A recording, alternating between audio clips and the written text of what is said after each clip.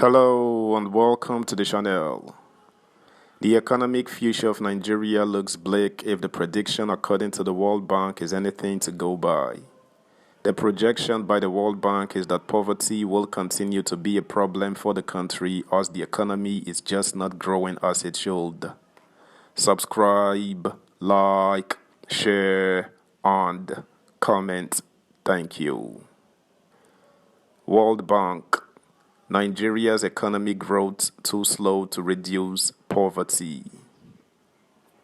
The World Bank yesterday warned that Nigeria's economic growth is too slow to address the challenge of extreme poverty in the country.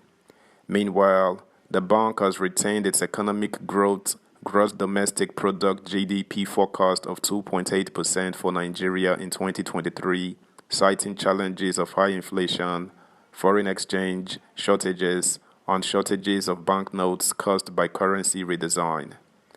The World Bank gave the warning in the Global Development Prospect Report for June 2023.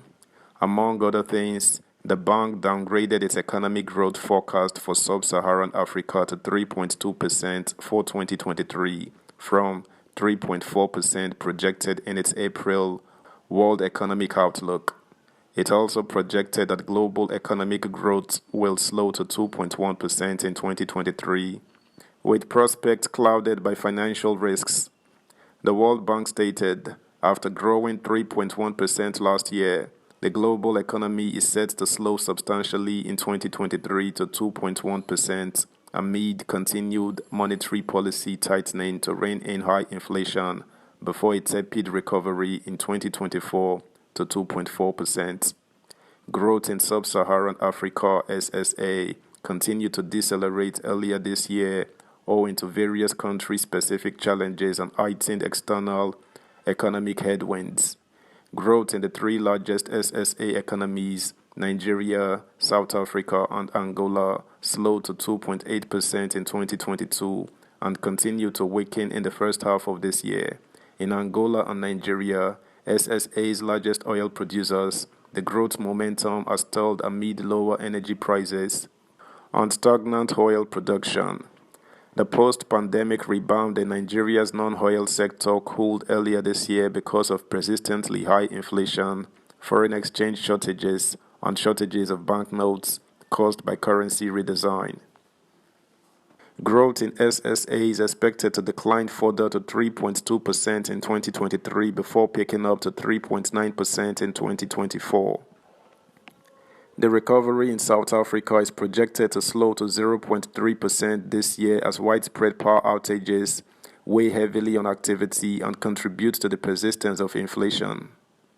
Growth in Nigeria is expected to remain barely above the population growth, far slower than needed to make significant inroads into mitigating extreme poverty.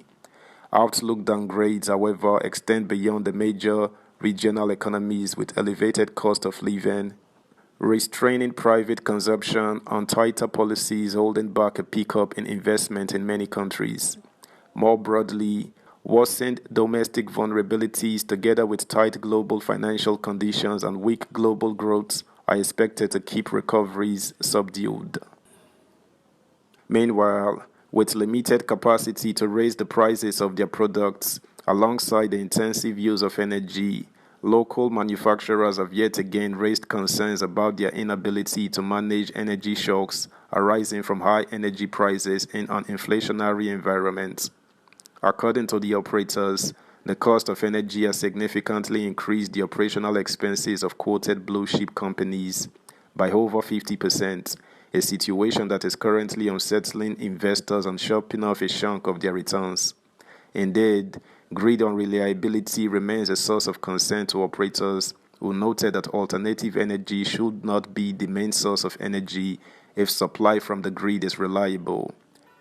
Stakeholders have expressed fear that the trend could shrink listed firms' potential growth and ultimately hamper equities investors' dividend payments, especially with some of the firms still battling with the effect of the Coro crisis. Findings reveal that an increasing number of listed firms are reducing their operations, while others are struggling for survival as energy takes a toll on their survival. Worried by the increasing challenges and falling performance indicators, stakeholders have appealed to the federal government to create alternative arrangements to give manufacturers access to affordable diesel for enhanced production.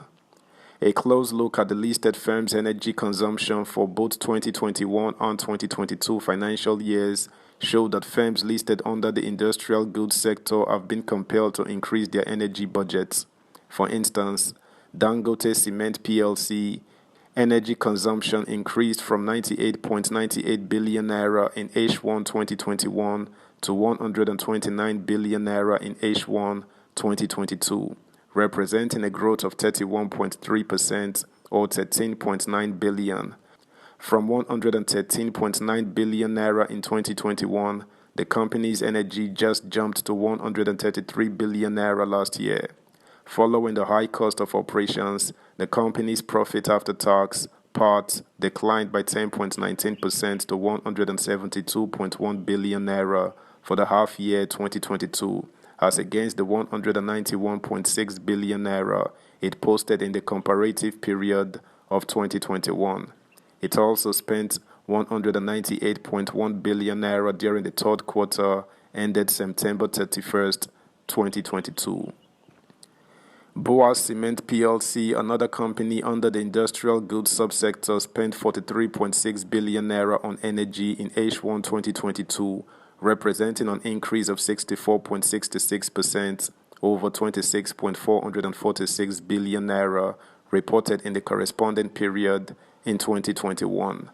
The total amount expended in energy consumption by Dangote Cement and Boa during the Q3 2022 operations was 263 billion naira.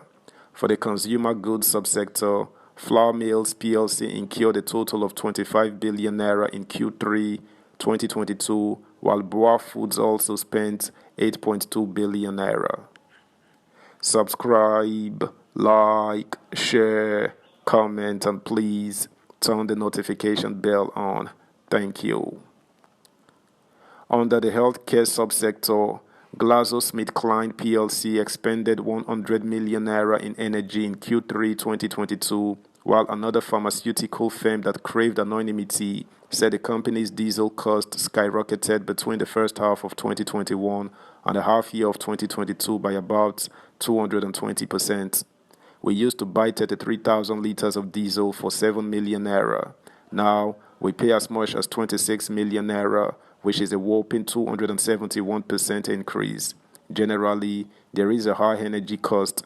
Even those factories that use gas are equally experiencing cost escalation. Companies that paid an average of 300 million naira per month for gas now have to pay as much as 800 million naira. This will adversely affect operations and our ability to pay dividends to shareholders. That's the news, guys. Thanks for listening. Until next time, bye.